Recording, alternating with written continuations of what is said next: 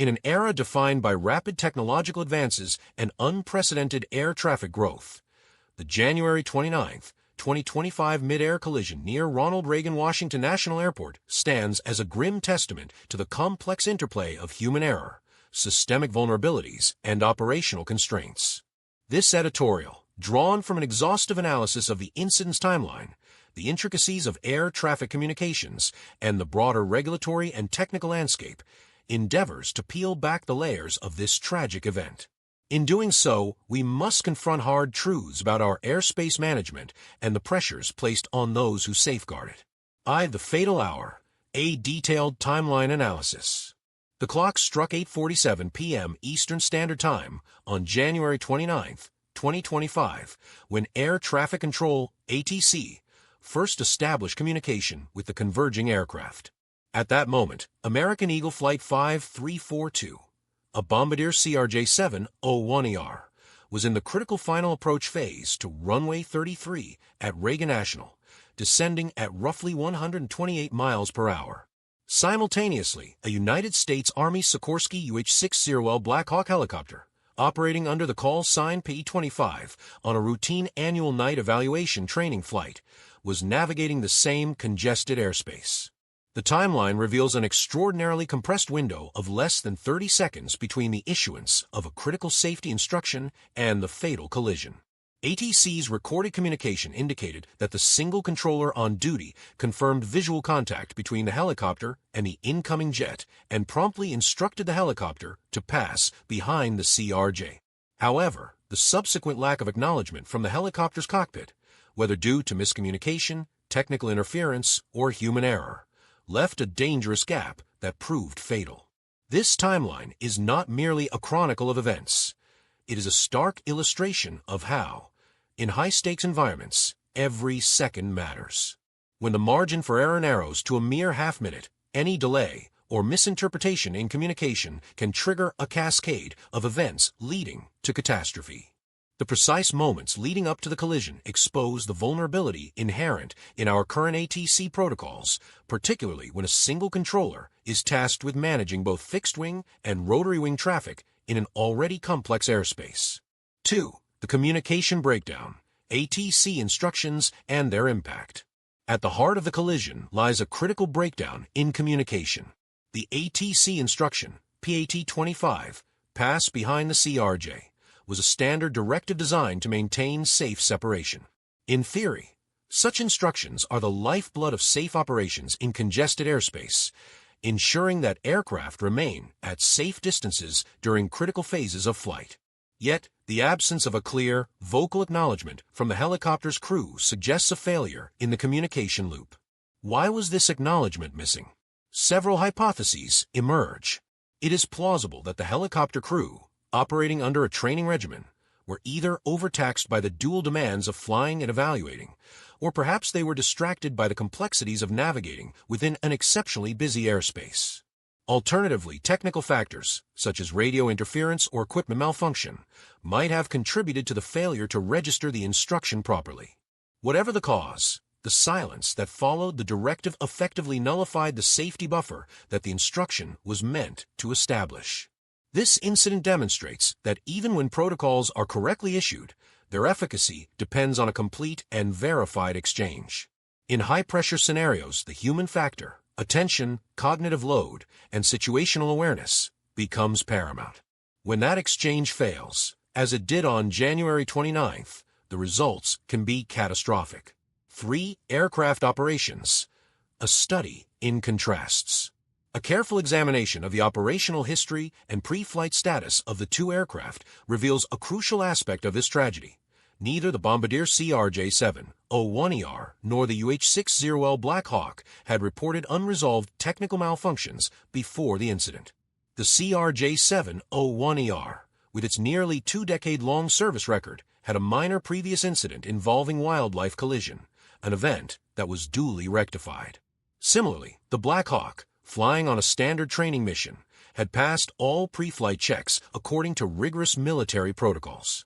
However, the operational procedures for training flights differ significantly from those for scheduled commercial operations. Training flights inherently allow for a degree of flexibility, They are designed to push pilots to their limits and simulate emergencies or abnormal conditions. This flexibility, though essential for skill development, introduces an elevated risk when performed in complex airspace.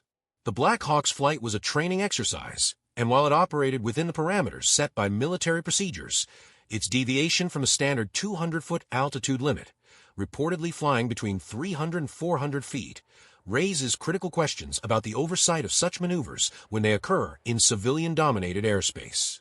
This divergence in operational protocols between military training and commercial flight becomes a focal point of investigation. The inherent risks of training flights, if not meticulously coordinated with civilian air traffic control, can escalate dramatically.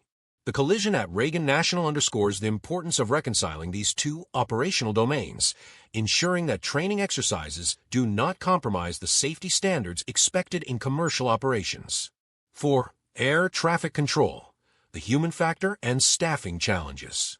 One of the most damning revelations of investigation is the decision to assign a single air traffic controller to manage both fixed-wing and rotary-wing traffic on the night of the collision. Under normal circumstances, Reagan National's busy airspace would demand the specialized attention of at least two controllers, one dedicated to commercial and general aviation traffic, and another to helicopter operations. The decision to consolidate these roles was reportedly made to accommodate a reduction in overall traffic volume during the late evening hours or due to administrative staffing constraints. However, the complexity of Reagan National's airspace defies any simplistic assumption of low traffic. Despite a potential decrease in overall volume, the mix of commercial flights and military training operations creates a dynamic and high-risk environment that requires constant, undivided attention. The dual-role arrangement inevitably increased the cognitive load on the controller, reducing their ability to monitor critical parameters and confirm communications effectively.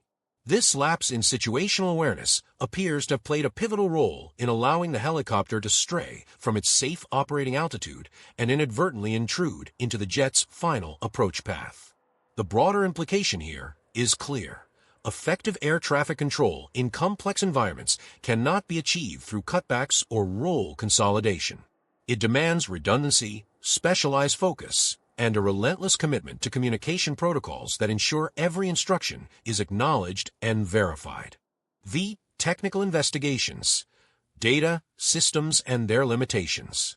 In the wake of the collision, investigators quickly turned to the black boxes, the cockpit voice recorder, CVR, and flight data recorder, FDR, from both aircraft as the primary source of objective evidence.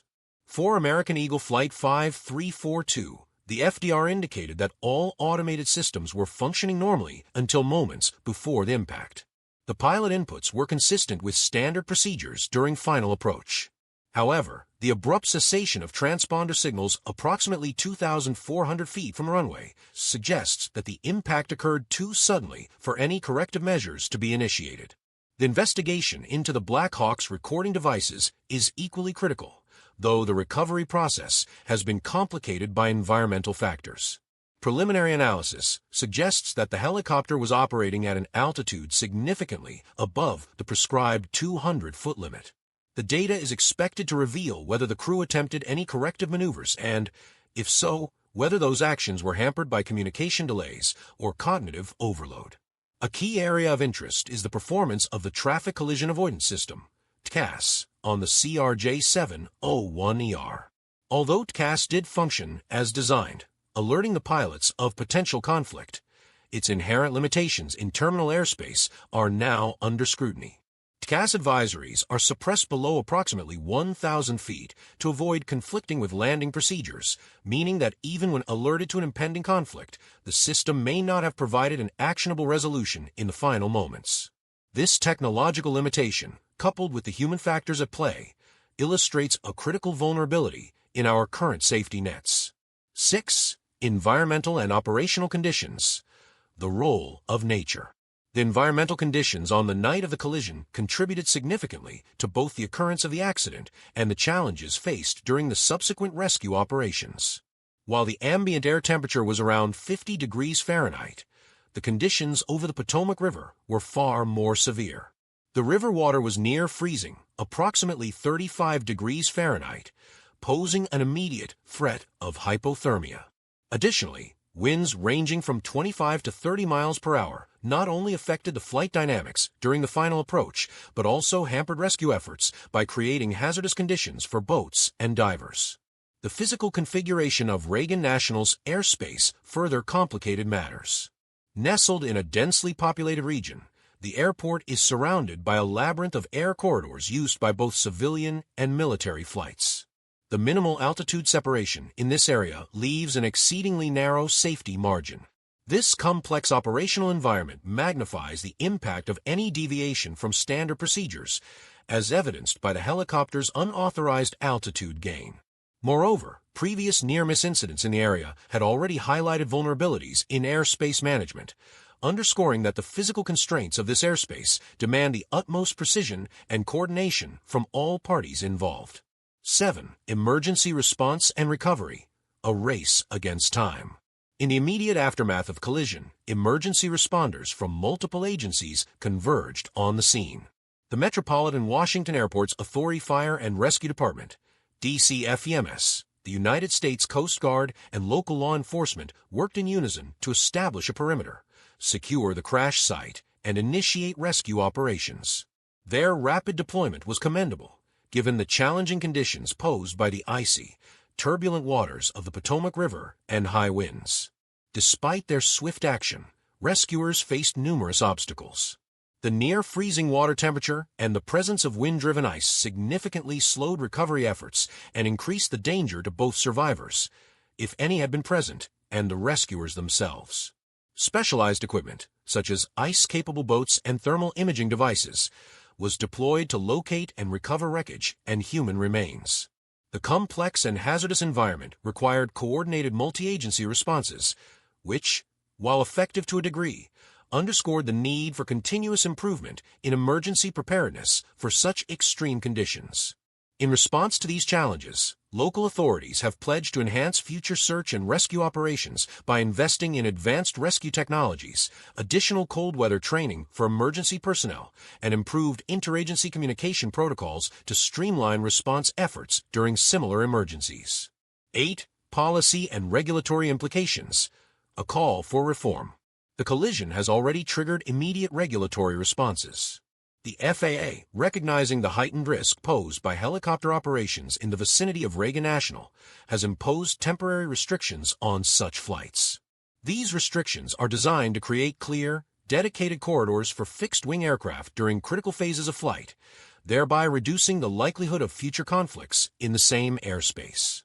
Long-term proposals are emerging from both the FAA and the National Transportation Safety Board, NTSB. Among these proposals are revising staffing protocols. A move toward a mandatory dual-controller model in high-complexity airspace is being strongly considered. This measure would ensure that there is always a dedicated focus on both fixed-wing and rotary-wing traffic, thereby reducing the cognitive load on individual controllers. Enhanced training. Both air traffic controllers and pilots, especially those involved in military training flights, may soon undergo additional, scenario-based training designed to simulate high-pressure, multitask environments. Technological modernization. Investment in next-generation digital ATC systems, improved surveillance technologies, and enhanced collision avoidance algorithms is a top priority. These systems are expected to provide real-time, integrated data that can supplement human decision-making and reduce the risk of miscommunication. Regulatory overhaul. There is a growing consensus that the existing regulatory framework for airspace management, particularly in mixed-use environments, is outdated. Comprehensive reforms may soon be introduced to better integrate military and civilian operations and to provide clearer guidelines for operating in congested airspace. These changes, if implemented effectively, could have far-reaching implications not only for Reagan National, but for air traffic management systems across the country and even globally. 9. Political and public debate. The intersection of policy and perception. The aftermath of the collision has been marred by intense political debate. President Donald Trump, in his characteristic style, linked the tragedy to federal hiring practices and diversity policies, suggesting that these factors contributed to a weakened safety system. Such claims have been met with fierce criticism from industry experts, former officials, and civil rights groups, who argue that the incident is the result of a complex confluence of factors rather than any single administrative policy. This politicization of the tragedy has had a dual effect. On one hand, it has polarized public opinion, with some segments questioning the competence of the ATC system and others decrying the misuse of tragedy for partisan ends. On the other hand, it has shone a spotlight on long-standing systemic issues such as staffing shortages, outdated technology, and the challenges of managing mixed military-civilian airspace. Industry leaders and aviation experts have largely called for an evidence-based review of the incident, urging that future reforms be driven by data and technical analysis rather than political rhetoric. The broader debate now centers on how to balance resource allocation, technological modernization, and regulatory oversight to prevent such disasters in the future. Broader implications and global context. The 2025 Reagan National Mid-Air Collision is not an isolated incident. It is part of a disturbing trend that has seen several aviation incidents in recent years. Systemic issues such as aging infrastructure, surging air traffic, and inadequate staffing are emerging as common denominators in these tragedies. This collision, in particular, serves as a catalyst for a global re-examination of airspace management and safety protocols. When compared to historical disasters such as the 2009 Hudson River incident, where a single aircraft made an emergency water landing with all passengers surviving, the 2025 collision is more complex and catastrophic. The interplay of military training operations and commercial flights, coupled with the technical and human factors at play, marks a departure from earlier events and signals a need for a fundamental overhaul in how air traffic is managed in congested regions.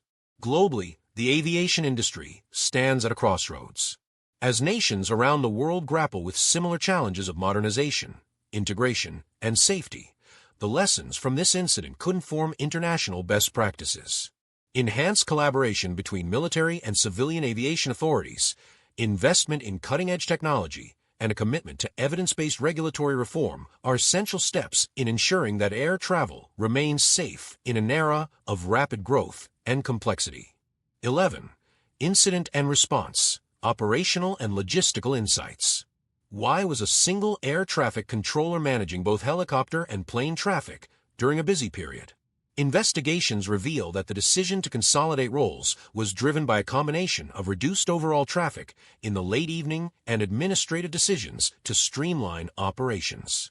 However, Reagan National's airspace is inherently complex due to its dual role as a hub for commercial operations and military training exercises. This single controller model, acceptable during less busy periods in simpler environments, proved dangerously inadequate here, where split-second decisions and clear, redundant communications are essential. How did weather conditions impact the collision or recovery efforts? Weather conditions played a crucial role. Although the ambient air temperature was around 50 degrees Fahrenheit, the actual conditions at the crash site were far harsher. The Potomac River's water temperature hovered near 35 degrees Fahrenheit, significantly increasing the risk of hypothermia. High winds, estimated between 25 and 30 miles per hour, not only affected the aircraft's flight paths, but also complicated rescue operations, making it hazardous for boats and divers to operate. These adverse conditions delayed recovery efforts and underscored the need for specialized equipment and training to handle emergency responses in such environments. Why has the helicopter's black box not yet been recovered, and how critical is it to the investigation? The helicopter's black box remains unrecovered due to the challenging environmental conditions at the crash site. The device is likely submerged in turbulent, icy waters and may have suffered damage from the impact and subsequent water exposure. Its recovery is critical, however, as it holds the key to understanding the actions of the helicopter crew, including any attempts to correct their flight path or communicate with ATC. Without this data, a complete picture of the events remains elusive, impeding a thorough investigation into the causes of the collision. 12. Investigation and accountability. Military and operational scrutiny. Did the Black Hawk crew follow standard protocols for training flights in congested airspace? Preliminary findings indicate that while the Black Hawk crew had completed their routine pre-flight checks, there are serious questions regarding their adherence to standard operating procedures. In training flights, pilots are expected to maintain strict altitude limits and clear communication with ATC, especially in mixed-use airspace. Early data suggests that the helicopter may have deviated significantly from its assigned altitude, a critical error in an environment where even minor deviations can have fatal consequences. Investigators are examining whether this deviation was a result of miscommunication, operational error, or a deliberate decision under the guise of training, with early indicators pointing toward an inadvertent breach of protocol. How might the FAA's decision to combine ATC roles earlier than usual have contributed to the crash? The consolidation of ATC roles appears to have been a major factor, with a single controller responsible for managing both fixed-wing and rotary-wing traffic. The workload increased dramatically.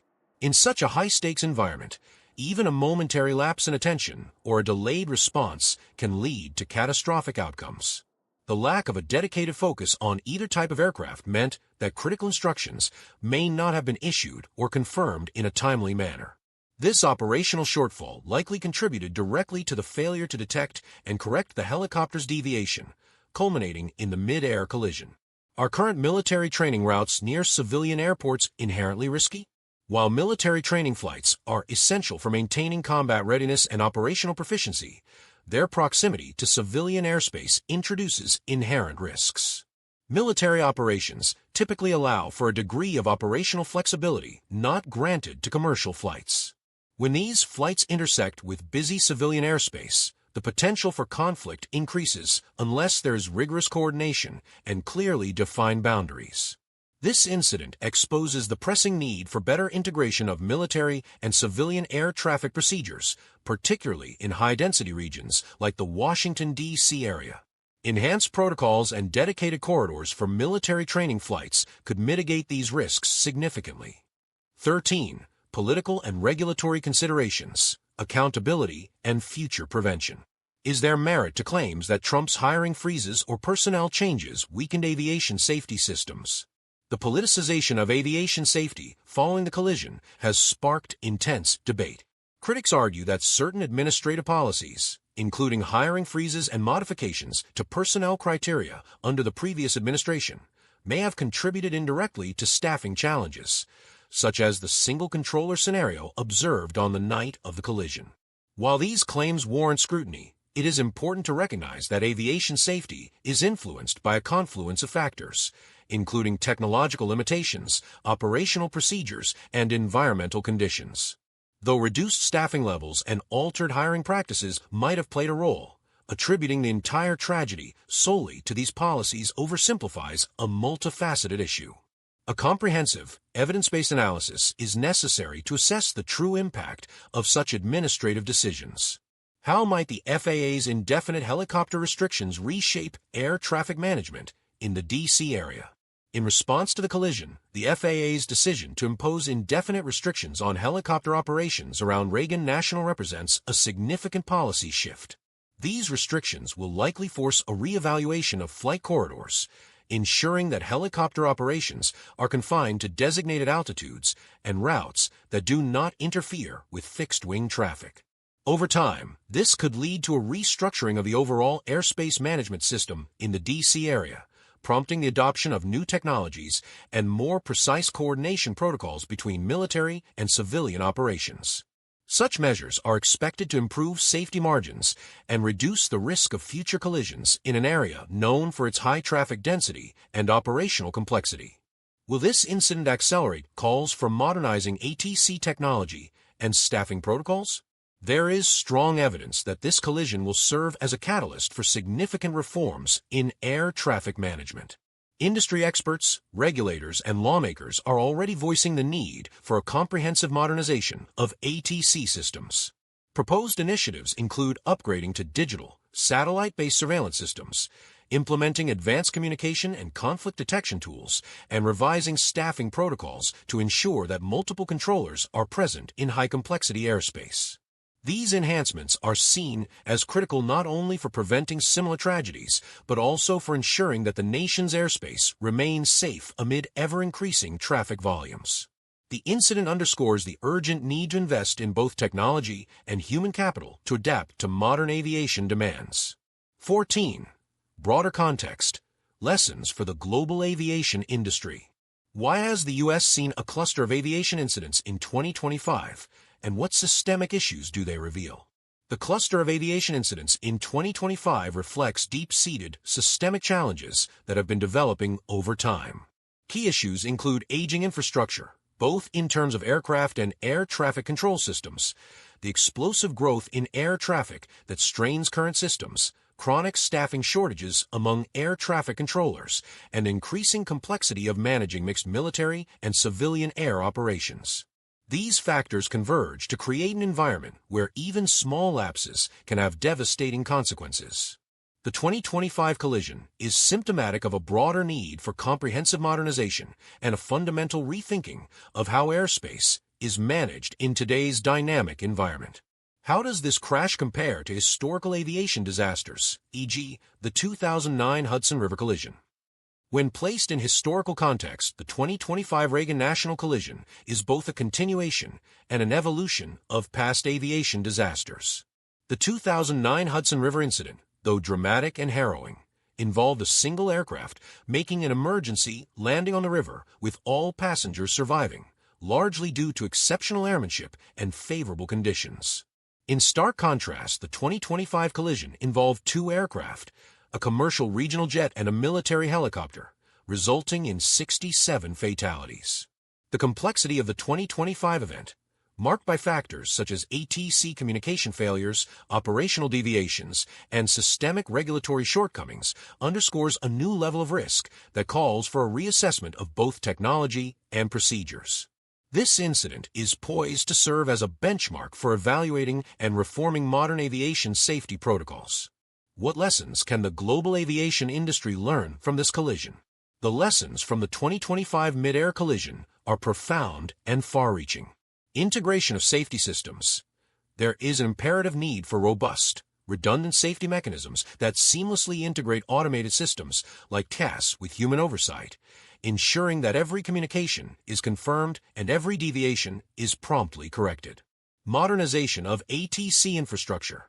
Investments in advanced, digital air traffic control systems are critical.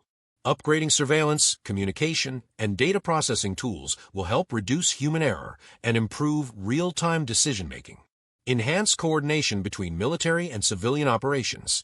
As military training flights increasingly intersect with commercial airspace, it is essential to develop clear, mutually agreed protocols and designated corridors that ensure safe separation. Reevaluation of staffing and training protocols. The incident highlights the necessity of maintaining adequate staffing levels and ensuring that air traffic controllers and pilots receive continuous, scenario-based training to handle high-stress situations. Data-driven regulatory reforms. Future safety protocols must be grounded in comprehensive data analysis and rigorous investigation findings. Evidence-based policymaking will be essential to adapt to the evolving complexities of modern aviation. Global collaboration. Aviation safety is a shared global responsibility. International regulatory bodies must collaborate to establish best practices that transcend national boundaries, ensuring that lessons learned from one incident benefit the global community. These lessons, if implemented effectively, have the potential to transform aviation safety standards worldwide, reducing the likelihood of similar tragedies in the future. 15. Conclusion. A catalyst for change. The January 29, 2025 mid-air collision near Ronald Reagan Washington National Airport is a multifaceted tragedy that exposes critical vulnerabilities in our current airspace management systems. The detailed timeline and communication breakdown reveal that even a split-second lapse in the verification of crucial instructions can lead to catastrophic outcomes. While neither the Bombardier CRJ-701ER nor the UH-60L Black Hawk suffered from reported technical malfunctions, the deviation from standard operational protocols, especially in the context of a training flight conducted in a highly congested airspace, proved fatal. The decision to consolidate air traffic control responsibilities onto a single controller, while administratively justifiable under certain conditions, ultimately contributed to a lapse in situational awareness and delayed corrective action. Environmental challenges, such as the frigid temperatures and high winds over the Potomac River, compounded the disaster, complicating both the accident dynamics and the subsequent rescue operations. Politically, The collision has ignited fierce debate, with some attributing the tragedy to systemic issues in staffing and regulatory oversight, while others caution against simplistic, partisan explanations. Regardless of the political rhetoric, the incident has already spurred immediate regulatory responses, including temporary helicopter restrictions, and is likely to prompt a broader, long-term overhaul of air traffic control protocols and technology. For the global aviation community, the lessons are clear. We must invest in modern ATC infrastructure, enforce rigorous staffing and training standards, and ensure that military and civilian flight operations are seamlessly coordinated. The 2025 Reagan National collision is not just a tragedy to be mourned. It is a clarion call for change, urging all stakeholders to re-examine and strengthen the systems that keep our skies safe. As investigations continue, with preliminary reports expected within 30 days and a comprehensive final report to follow, one thing remains certain. The road to a safer aviation future lies in our willingness to confront uncomfortable truths, to overhaul outdated practices, and to commit wholeheartedly to the relentless pursuit of excellence in airspace management. Only by doing so can we honor the memory of the 67 souls lost and ensure that such a tragedy never occurs again.